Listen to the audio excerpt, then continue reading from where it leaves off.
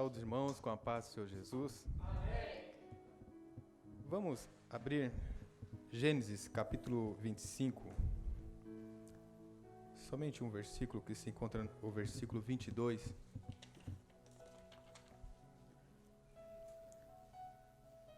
A palavra do Senhor diz: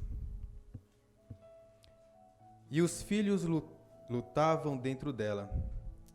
Então disse: Se assim é, por que sou eu assim? E foi-se a perguntar ao Senhor. Somente esse versículo, os irmãos podem tomar assento. Primeiramente, quero agradecer por esta oportunidade de estar compartilhando a palavra de Deus. O Senhor tem me chamado para o Ministério do Ensino, então é muito raro eu pregar, mas Deus dá graça para podermos transmitir a palavra dele da melhor forma, de maneira que haja compreensão e nós possamos aplicar a palavra de Deus à nossa vida. E diante dessa passagem, muitos já estão cientes, o tema desta mensagem é crise de identidade. Por que crise de identidade? Porque tudo começa com isso. A alteração que houve no universo criado, em que havia um universo organizado, pleno, anterior mesmo à criação do ser humano, anterior mesmo à criação da terra, algo no campo celestial. Ali começou uma crise de identidade. Então, não é um mal, vamos dizer assim, do nosso século, onde muitos, infelizmente, tiram suas próprias vidas porque se deparam com uma crise de identidade. Muitos, não digo somente aqueles que não seguem a Cristo, de uma forma muito generalizada, cristãos, evangélicos, não cristãos, independente de religião, pessoas que não têm religião, estão tirando, infelizmente, as suas vidas por causa que estão se deparando com uma crise de identidade. E a gente pensa que é o mal do século XXI, ou é o mal do século XX, mas é um mal que antecede até mesmo a criação do ser humano, e é sobre isso que eu quero falar. E por que eu escolhi este versículo, que é o versículo inicial para a gente adentrar nesse assunto? Porque Rebeca, quando ela casou, ela já estava vivendo num período, num tempo em que a sociedade, ela classificava as pessoas, principalmente as mulheres, como uma mulher boa, beneficiada pelo Senhor, se ela engravidasse. Se ela não engravidasse, era uma pessoa que estava aí sujeita a uma maldição divina, ao azar.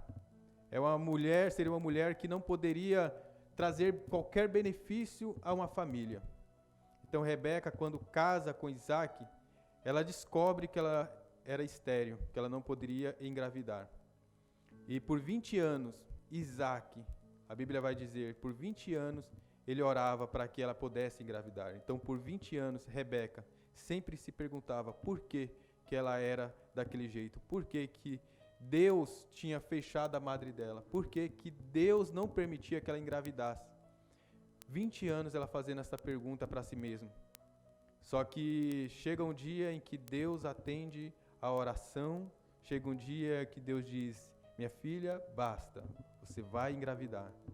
Você vai ser reconhecida como uma mulher abençoada. Vai nascer um filho de você.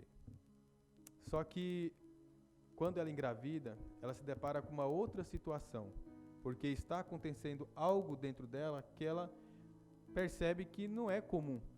Provavelmente ela tenha consultado algumas pessoas, algumas outras mulheres, e ter falado para elas o que estava passando por dentro dela, e as outras mulheres devem ter falado: não, isso daí não é normal, comigo não foi assim.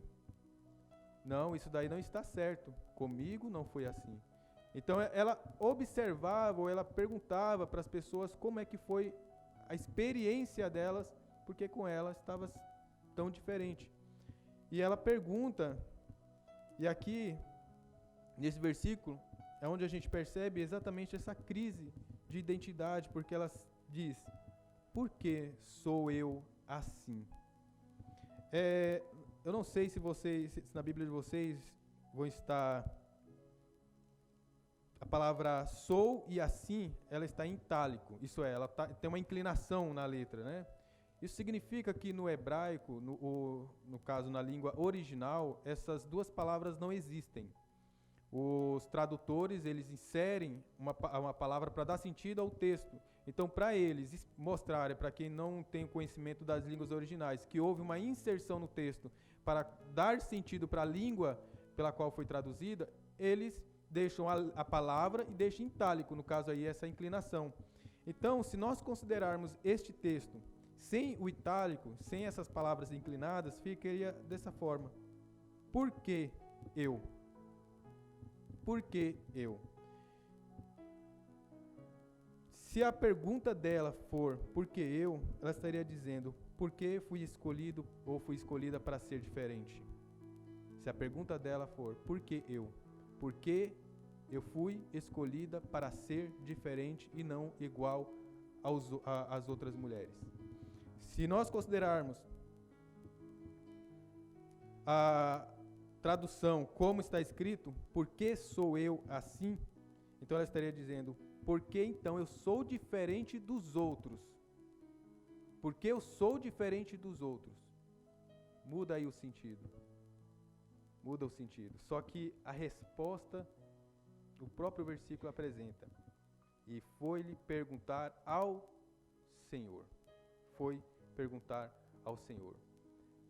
Toda crise de identidade, quando a gente olha para nós mesmos e parece que está alguma coisa fora do lugar, parece que algumas coisas não estão encaixando, alguns pensamentos parecem não serem normais, porque muitas vezes não conseguimos viver a vida como todo mundo vive. A resposta é exatamente aqui que fala: perguntaram ao Senhor. E agora sim, a gente pode estar falando aí mais detalhes a questão da identidade. Como surge a identidade? Por que uma identidade? E o que é uma identidade? Uma identidade. De uma forma muito simples, eu poderia definir identidade como o ser das coisas que a tornam únicas. O ser das coisas que a tornam únicas. Posso pegar aqui esse copo. Existem vários copos semelhantes a este. E vários copos que podem ter água como este. Só que ele é único, porque no tempo e no espaço, somente ele está neste lugar. Somente ele está neste lugar. Então ele não pode ser confundido com qualquer outro, ainda que seja parecido. Isso torna este copo único. Isso caracteriza a identidade deste copo. Poderíamos, então, considerar que, apesar de todo ser ter uma identidade, existe sim classificações de identidade. A Bíblia ela é muito clara quanto a isso. As plantas, ela tem um valor, ela é necessária para a existência do ser humano, mas ela tem um valor inferior em termos de essência, isso é, em termos de ser, aos animais. Os animais, eles são importantes na criação, mas eles têm, em termos de valor, de essência, de ser, algo inferior ao ser humano. E quando isto é invertido, a gente teria aí uma má compreensão de quem é Deus, o Deus que criou todas as coisas. A gente tem um exemplo na Bíblia, e nós estudamos aí recentemente, no caso, a aula de ontem, a gente falou aí sobre, de ontem não, de sexta, falou sobre Jonas. Eu não pude dar muitos detalhes, mas Jonas foi uma pessoa que ele estava passando por grandes crises de identidade. Se nós lermos Jonas, só tem somente 4 capítulos. Em 4 capítulos, por 3 vezes, ele pede para matá-lo. A primeira vez, ele pede para matá-lo porque, na crise de identidade, ele percebe que a existência de uma tempestade era a causa da existência dele. Se eu existo, essa tempestade existe. Me jogue no mar que essa tempestade vai acabar. Infelizmente, tem muitas pessoas que estão tirando as suas próprias vidas exatamente por entrarem na mesma lógica de Jonas. Este problema só existe porque eu existo. Se eu tirar a minha vida, o problema vai deixar de existir. Só que o problema de Jonas não era a tempestade, não era ele mesmo, era que ele estava fugindo de um ideal de Deus. Por isso que aí começa a gente compreender a crise da identidade. Toda vez que a gente foge do ideal de Deus para a nossa vida, a gente vai perceber que algumas coisas ficam fora do lugar. E não é pensando que deixar de existir vai resolver o problema. Resolve-se o problema quando a gente se humilha e coloca-se debaixo da vontade de Deus, em que dizemos para Deus: eu aceito o teu ideal para a minha vida. A partir dali, as coisas vai ficando no seu lugar, as coisas vai se encaixando. Esse foi o primeiro momento de Jonas, mas teve um segundo momento que ele pede para Deus matá-lo. E exatamente quando ele espera que aquelas pessoas que ele gostaria que deixassem de existir, olha só, antes ele queria deixar de existir para que o problema da tempestade fosse resolvido. Agora ele quer que algumas pessoas deixem de existir por causa da maldade dessas pessoas. Ele olha para o mundo daquela época. Havia a Síria, um povo muito mau, que nas guerras não somente matavam as pessoas, mas faziam questão de remover os seus membros, dar aos animais. A maldade deles era tão grande que eles esfolavam as pessoas, tiravam a pele, estando elas vivas, para pegar a pele e estender sobre as casas. A maldade deles eram tão grandes que não somente eles matavam as pessoas, como eles pegavam os crânios e faziam um montão, um muro com os crânios das pessoas, para que quem entrasse ou quem se deparasse com eles percebessem que eles não eram alguém para que se mexesse. E naquela época, Israel estava sofrendo na mão deste povo, dos assírios. Só que agora Deus quer salvar este povo. Só que para a salvação, ela não é um passo de mágica. Deus ele não diz, seja salvo e assim é salvo. Existem meios que Deus escolheu para que a salvação seja alcançada ou atingida as pessoas, né? E a pregação do evangelho é este meio. Então, Jonas, ele era uma pessoa extremamente importante para que aquelas pessoas obtivessem a salvação. E Deus fala para Jonas: Jonas vai pregar em Nínive, no caso a capital da Assíria. Ele prega, tenta fugir porque ele sabe que a pregação ela tem um efeito de mudança nela própria. A pregação em si ela tem um poder de transformar vidas. E ele, sabendo do efeito da pregação, ele foge, mas chega um momento que ele tem que cumprir o seu chamado e ele vai e prega. Quando ele prega, uma nação inteira se converte e Deus olha para essa nação convertida e fala: eu iria destruí-lo, mas diante da conversão eu vou suspender o juízo para essa nação. Agora Jonas, ele olha de longe e espera Deus descer fogo do céu e fazer que nem Sodoma e Gomorra, acabar com tudo. E Deus não manda. Ele que dizia para si mesmo: esse povo não é digno de viver. Então, já que Deus não vai acabar com eles, eu prefiro deixar de existir do que viver com este povo. Do que ver este povo sendo beneficiado por Deus, isso é, tendo vida.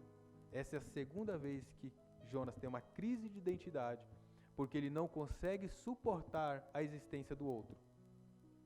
Infelizmente, muitas vezes a pessoa ela se depara com a crise de identidade porque não consegue conviver com o próximo, porque não consegue conviver no ambiente de emprego em que muitas vezes tem algumas pessoas que podem estar falando ou caluniando ela, falando mal, situações de amizade que a pessoa descobre que houve uma traição, uma confiança que se tinha em determinada pessoa. Essa traição faz com que ela deseje que aquela pessoa Só que ela descobre que ela não é de fazer maldade à pessoa, então ela muda esse desejo de querer que a pessoa deixe de existir para que ela mesma prefira deixar de existir.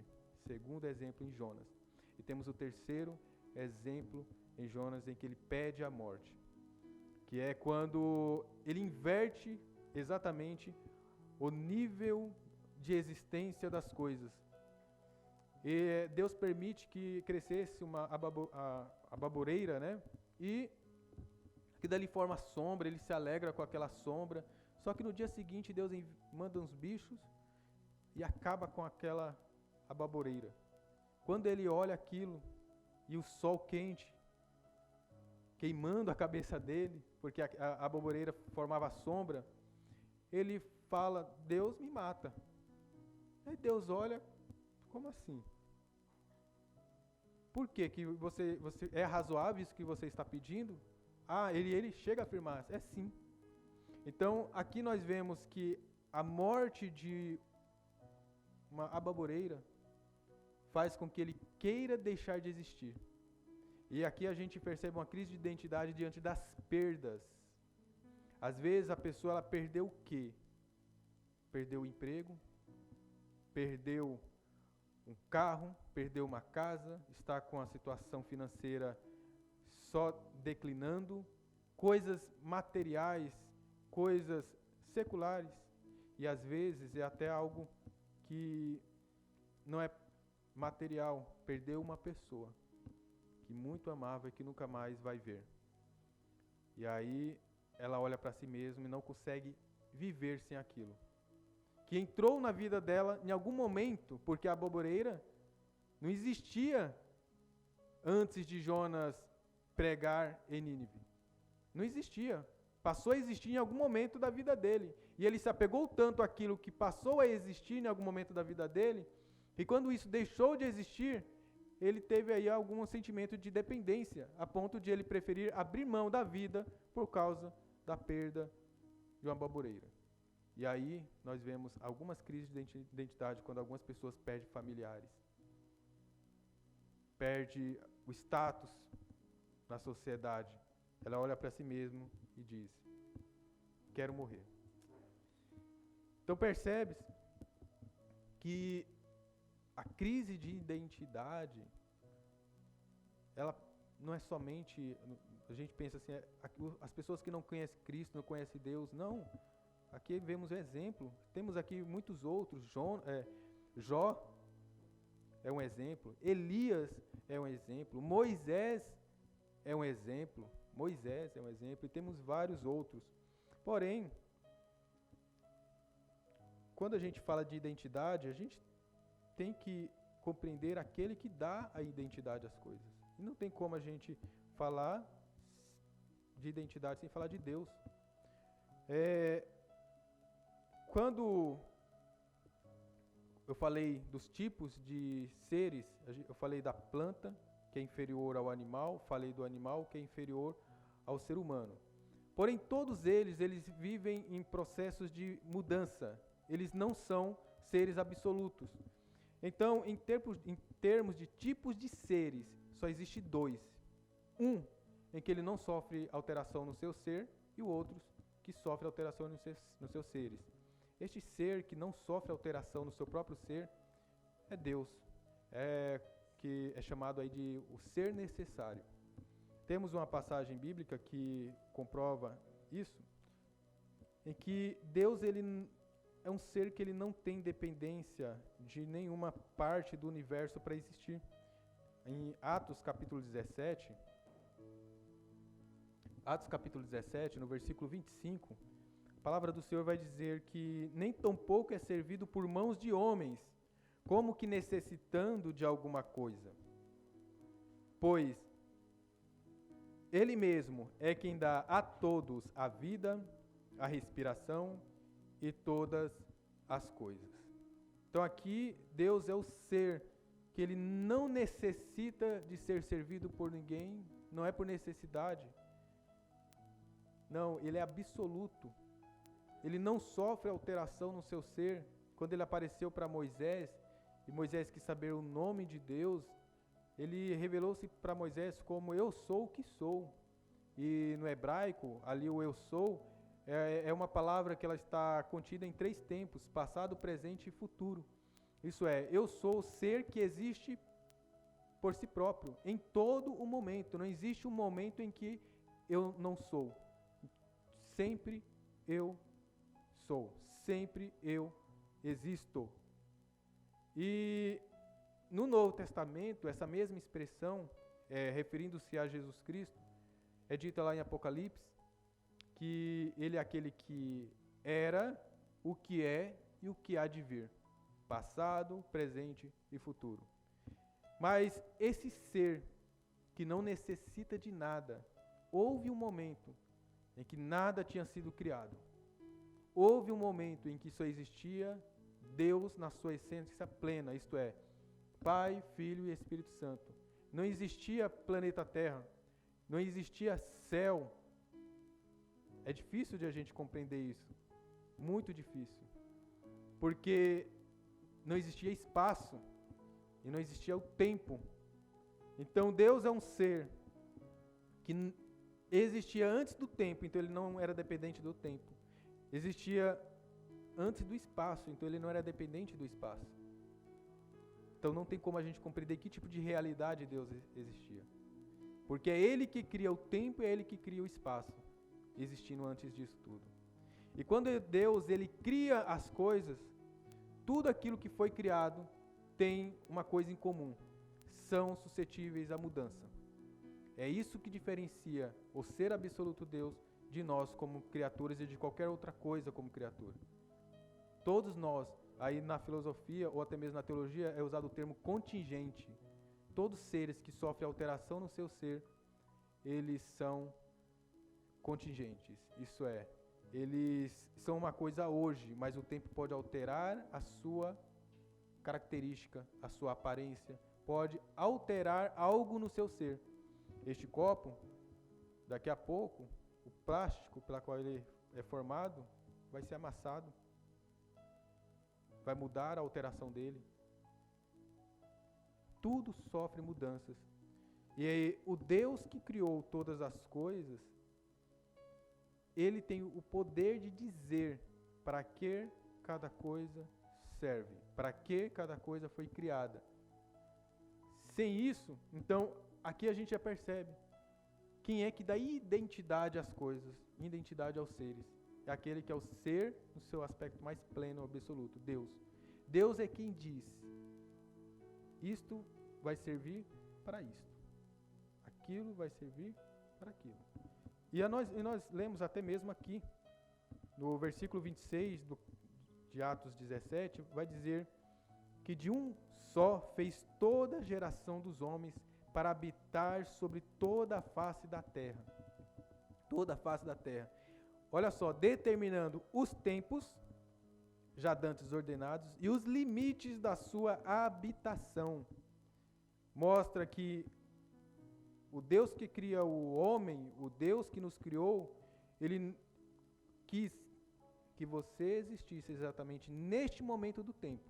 Então, você existe para este momento. Você não existe, você não deveria ter vivido há 100 anos atrás, há 200 anos atrás, há 300 anos atrás. Por quê? Porque o seu ser, Deus quis que existisse neste exato momento do tempo, dentro desse período de tempo em que nós estamos vivendo.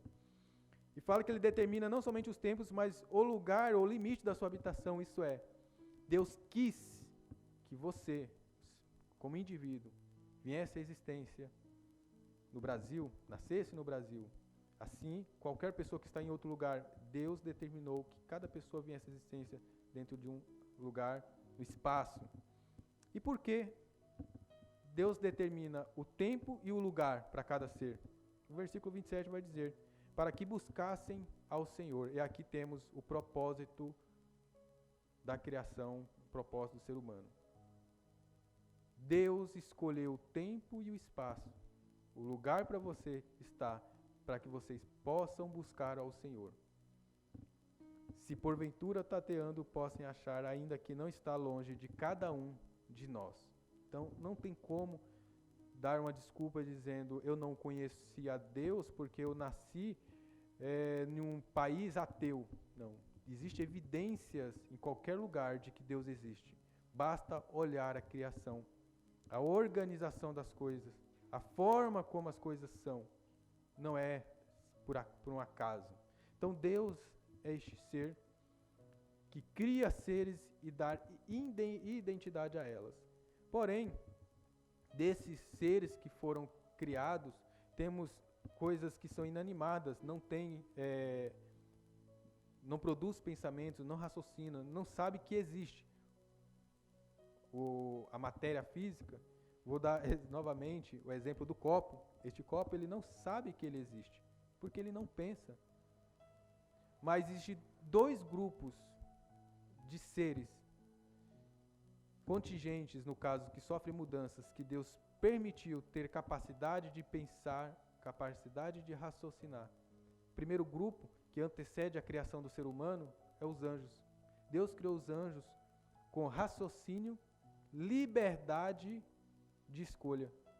Então eles poderiam olhar para si mesmo e se identificar, como poderia olhar ver Deus, se assim for possível. Creio eu que Deus se manifestava de alguma forma limitada para que eles tivessem conhecimento de que Deus existe, porque, como eu falei, Deus como Ele é, que antecede ao tempo e o espaço, não tem como a gente conceber a ideia de Deus no seu sentido pleno.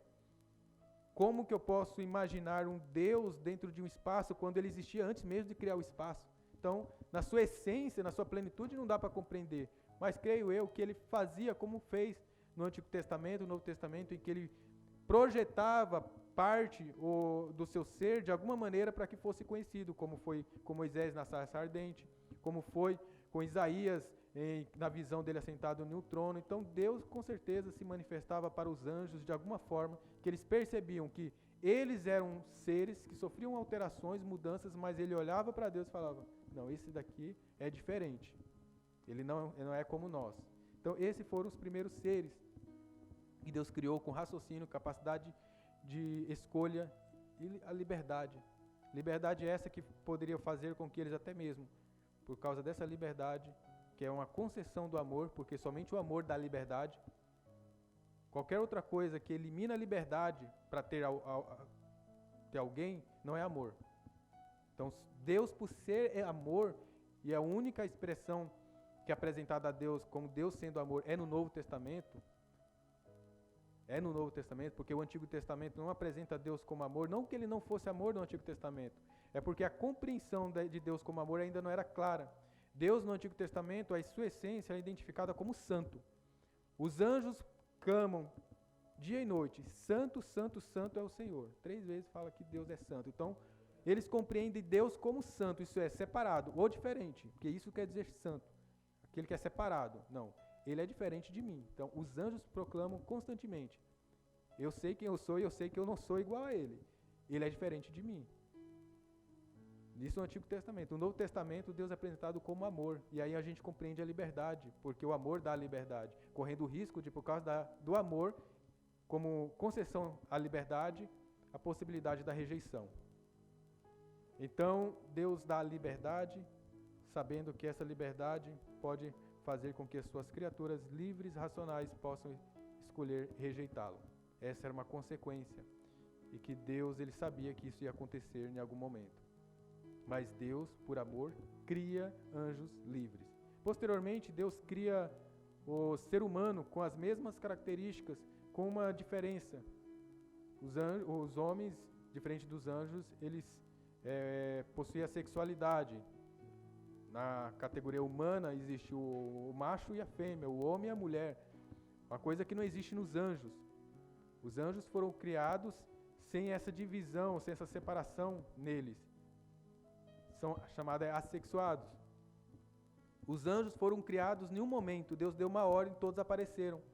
O homem não, Deus criou um e a partir desse um viriam os outros. Então, e Deus, quando cria os anjos, cada um tem um nome, vocês sabiam disso?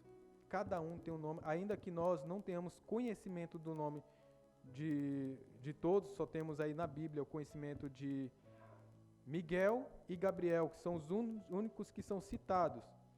Mas se nós abrirmos em Isaías capítulo 40, no versículo 25 e 26, vai usar aqui uma expressão relacionada a estrelas, mas essas estrelas aqui são exatamente anjos, porque é uma linguagem utilizada para eles. Estrela da alva. No Apocalipse, quando fala que Satanás, o dragão, levou 1/3 das estrelas do céu, ali são anjos, né? São 1/3 de anjos. Isaías 40, no versículo 25 e 26, vai dizer: a quem, pois, me farei semelhante, para que lhe seja semelhante? Diz o santo, no caso aí o diferente. Levantai ao alto os olhos e vede quem criou estas coisas, quem produz por conta o seu exército, quem a todas chama pelo seu nome, por causa da grandeza das suas forças e pela fortaleza do seu poder, nenhuma faltará. Aqui mostra que Deus, quando criou os anjos, criou todas de uma vez só e chama todas por nome. Então, são milhares de anjos. A Bíblia às vezes usa o termo miríades, não dá para ser calculado, mas Deus conhece cada um. Porque cada um foi criado com uma identidade, mas uma identidade que fazia com que eles olhassem para si mesmos e vissem a sua plenitude, a plenitude de Deus neles. O homem, nós conseguimos perceber essa diferenciação pela digital na mão. Não existe ninguém igual a você. Mas essa liberdade, essa criação, chega um momento que olha para si mesmo e diz: eu posso ser igual a ele. Nós conhecemos a história, tanto em Isaías, capítulo 14, quanto em Ezequiel, capítulo 28. Sabemos que houve um anjo,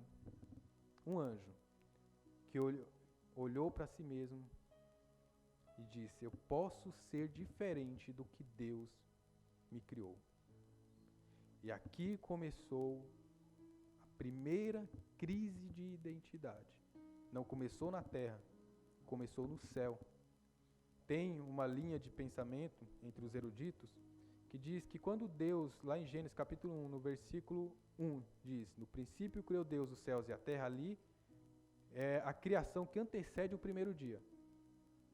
Mas quando diz no versículo 2, e a terra era sem forma e vazia, entre o versículo 1 e o versículo 2 tem um lapso de tempo muito grande, em que houve aí a rebelião, Satanás teria sido lançado e houve uma alteração no universo, a ponto de Deus ter que criar novamente as coisas. Então, quando fala o primeiro dia, é o primeiro dia, que está lá no versículo 3 do capítulo 1 de Gênesis, quando fala o primeiro dia, é o primeiro dia da nova criação, ou da reconstrução da criação, por causa da destruição, da queda de Satanás. Então, os anjos, eles existem antes mesmo do ser humano, antes mesmo de Deus ter criado a terra, porque primeiro foi criado os céus.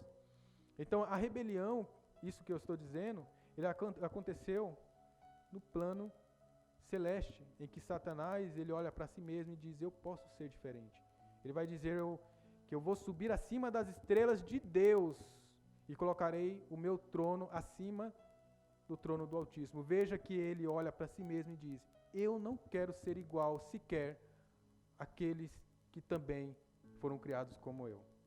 Eu colocarei meu trono acima das estrelas de Deus. Isso é, aqueles que são semelhantes a mim, eu não quero ser semelhante a ele, eu quero ser diferente, eu quero ser o destaque. Eu quero estar numa posição igual ou maior que Deus. E ali, ele consegue, por meio de articulações, levar ou convencer 1/3 dos anjos. Aqui começa a crise de identidade. Toda crise de identidade, ela começa quando a pessoa ela olha para si mesma e diz: eu não quero ser aquilo pela qual eu fui criado para ser. Nós vivemos hoje num tempo em que essa crise de identidade está sendo defendida com unhas e dentes, porque esse é o pensamento do mundo. Você é o que você diz que é. Você é o que você acredita ser. Se você acreditar que você é um cachorro, você é um cachorro. Ninguém tem o direito de dizer que você é diferente. E quem disser que você é diferente é um preconceituoso. Se você disser que é uma planta, você é uma planta, porque quem disser que você é diferente de uma planta é preconceituoso. Mas ninguém tem coragem de dizer, olhe para si mesmo, que você é a imagem de Deus. É a imagem de Deus, foi criado para glorificar a Deus. Enquanto não nos submetermos à vontade de Deus, a gente vai estar em constante crise nessa identidade e nunca vamos nos sentir plenos. E tem um detalhe que é extremamente importante, que Deus permitiu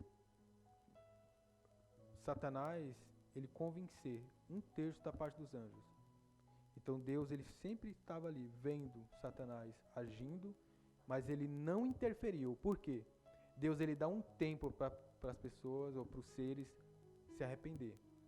É o tempo da decisão, é o tempo da escolha. Mas chega um tempo que é o tempo do juízo. Quando Deus diz, basta, é isso que vocês querem, então houve aí uma alteração no ser. De maneira que o anjo de luz deixou de ser anjo de luz. Só que tem uma coisa bastante interessante, que se nós abrirmos em 2 Coríntios, capítulo 11, no versículo 14, 2 Coríntios, capítulo 11, versículo 14, olha o que diz a palavra do Senhor. E não é maravilha, porque o próprio Satanás se transfigura em anjo de luz. Satanás, ele era o quê? Antes da queda, um anjo de luz. Só que agora o texto vai dizer que o próprio Satanás se transfigura em anjo de luz. Isso significa que ele não é mais anjo de luz. Mas ele pode alterar a sua aparência exterior para, ou no caso, aparecer como anjo de luz.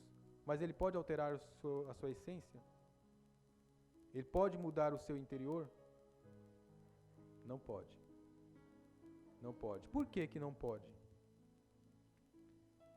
Temos um texto bíblico em 2 Pedro, capítulo 2, no versículo 4, a palavra do Senhor diz o seguinte: porque se Deus não perdoou aos anjos que pecaram, mas havendo-os lançados no inferno, os entregaram às cadeias da escuridão, ficando reservados para o juízo, eles não podem mais alterar a essência ou o que eles decidiram ser, porque eles não obtêm perdão. Por que que eles não obtêm perdão? Por que que os anjos que pecaram não podem ser perdoados? Porque a Bíblia vai dizer que os anjos não morrem.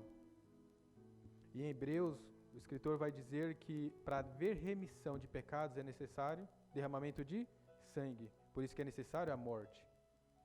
E aí a gente vê a manifestação da graça de Deus e da misericórdia quando o homem peca. O que parece que Deus está sendo duro, porque expulsa eles do jardim para não terem contato com a árvore da vida. O que Deus estava ali fazendo era um ato de misericórdia. Por quê? Se o homem come aquele fruto da árvore da vida, eles não iriam mais morrer. Sem morte, sem remissão. Sem remissão, todos que nasceriam de Adão nasceriam sem possibilidade de perdão. O que é o perdão que nós recebemos de Deus? É a possibilidade de termos alteração no nosso interior, para que essa mudança no interior reflita no nosso exterior.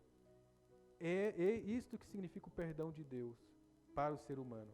É uma coisa que os anjos não tiveram. Só que, assim como os anjos tiveram tempo de escolha, de tomar decisão, até chegar o momento do juízo, a Bíblia também vai dizer, Hebreus capítulo 9, versículo 7, ao homem está destinado a morrer uma só vez, vindo depois disso o juízo. O tempo da decisão, o tempo de escolha é o momento em que estamos vivos, onde nós podemos olhar para nós mesmos e dizer, Senhor, eu quero me enquadrar, eu quero submeter a minha identidade àquilo pela qual o Senhor me criou, que é te adorar. Eu quero encontrar a plenitude em Ti. E então, nós obtemos o perdão de Deus pelo sacrifício de Cristo na cruz. E ao obter esse perdão, Deus ele vai trabalhando em nós de dentro para fora. Como? A partir do momento que nós cremos em Jesus, nós recebemos o Espírito Santo. Isso é, ele passa a habitar em nós. Então, a crise de identidade do ser humano, enquanto ele estiver vivendo aqui na Terra, vai mudar. Vai continuar tendo? Vai. Por quê? Porque agora existe o que a Bíblia vai dizer, é uma luta entre a carne e o espírito. Porque agora você sabe qual é a fonte da plenitude para a sua vida, para a sua identidade, para a sua essência. Mas existe uma natureza decaída devido ao pecado do homem, que também alterou a identidade do ser humano, que pende para o outro lado, dizendo, não, você pode viver contrário à vontade de Deus, que a plenitude da sua vida é desobedecê-lo, que a plenitude da sua vida é viver independente dele. Então o ser humano, ele, quando aceita Jesus, o Espírito por habitar nele, vai ter aí uma luta entre a carne e o Espírito.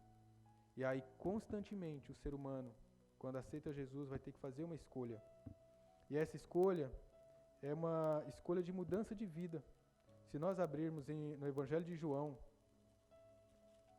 no capítulo 12, no versículo 25, vai dizer assim: quem ama a sua vida, perdê-la-á. E quem neste mundo aborrece a sua vida, guarda-la-á para a vida eterna.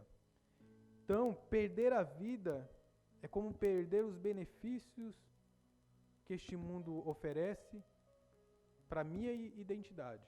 Mas quando a gente compreende que a nossa vida aqui, ela não está plena, ela precisa de Deus, e é incompatível com o mundo, com a ideologia do mundo, a pessoa tem que fazer uma escolha. Qual vida eu quero? Qual identidade eu quero? É esta que eu escolho para mim aqui na Terra, que vai durar no máximo aí 90, 80 anos, ou se alguém tiver boa saúde, quem sabe 100 anos. Uma identidade de rico, próspero, bem de vida. Mas a eternidade sem Deus.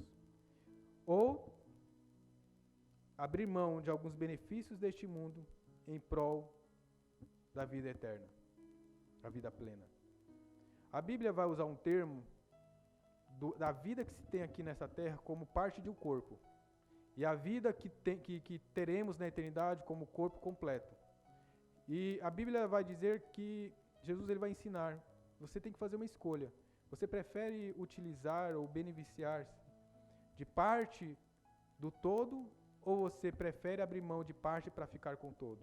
Isso está lá em Mateus capítulo 5, no versículo 29, a palavra do Senhor vai dizer: portanto, se o teu olho direito te escandalizar, arranca-o e o atira para longe de ti, pois te é melhor que se perca um dos teus membros do que todo o seu corpo seja lançado no inferno. O que Jesus está dizendo?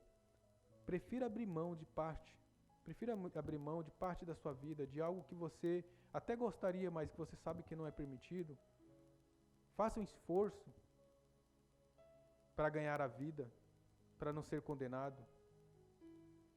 Não tente inverter os valores, porque o nosso destino é grande. O nosso destino ele é tão grande que olha o que nos espera. O que eu vou ganhar se eu escolher a vida eterna? Se nós abrirmos 2 Coríntios,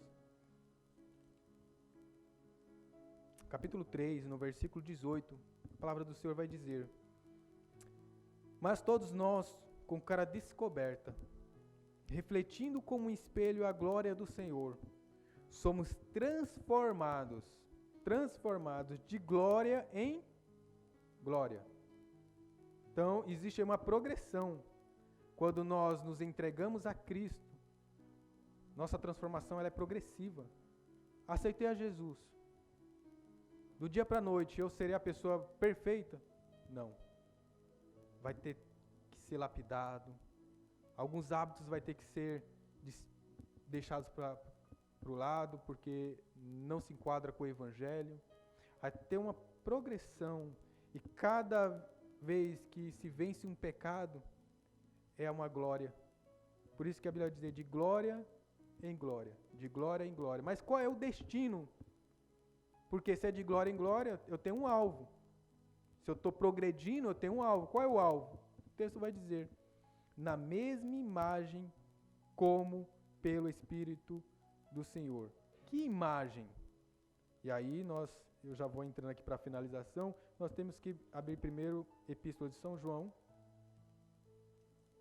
Que imagem? No capítulo 3, no versículo 2. Amados, agora nós somos filhos de Deus. Nós somos filhos de Deus. Agora, nosso ser, a nossa identidade é ser filho de Deus. Essa é a nossa identidade por crermos em Cristo. Agora nós somos filhos de Deus. E ainda não é manifesto o que havemos de ser. Então a nossa identidade tem algo que vai ser mudado. Hoje nós somos filhos, mas ainda a nossa identidade reserva algo maior. Mas ainda nós não sabemos o que havemos de ser. Mas sabemos que quando Ele, falando de Cristo, se manifestar, nós seremos semelhantes a Ele, porque assim como Ele é, o veremos. Como é Cristo, na sua glória, assim seremos nós. Apocalipse 2,17, e este é o último versículo, porque quando uma criança nasce, ou quando a pessoa sabe que ela está grávida, qual é os planos do pai, ou do pai e da mãe? É pensar no quê? No nome, né? A criança já existe. A criança já existe, mas ainda falta o nome. A identidade só comprova que ela já existe, mas todo ser que existe precisa de um nome, que comprova a sua identidade de uma forma pública. E Apocalipse 2,17 vai dizer: quem tem ouvidos ouça o que o Espírito diz às igrejas. Ao que vencer, darei eu a comer do maná escondido e dar-lhe uma pedra branca. E na pedra haverá o quê? Um novo nome escrito, o qual ninguém conhece senão aquele que o recebe. Toda crise de identidade só existe agora neste mundo, porque se nós confiarmos em Deus e mantivermos na sua presença, a gente não vai entrar em crise de identidade, a gente vai ser pleno, a gente vai saber exatamente quem somos. Cada um terá a sua função no universo futuro que Deus vai criar, o novo céu e a nova terra. Cada pessoa terá uma atividade que sem ela, naquela atividade, a eternidade não estaria completa. Então, cada pessoa que vem à existência Deus tem um propósito. E assim nós devemos depender de Deus e confiar que essa plenitude vem sobre a nossa vida e façamos escolha. Dizer para Deus, Deus, eu quero viver o seu ideal. Eu quero me encontrar em Ti, porque somente em Ti eu encontro plenitude no meu ser, eu encontro a minha essência na Tua presença. Amém? Agradeço a oportunidade.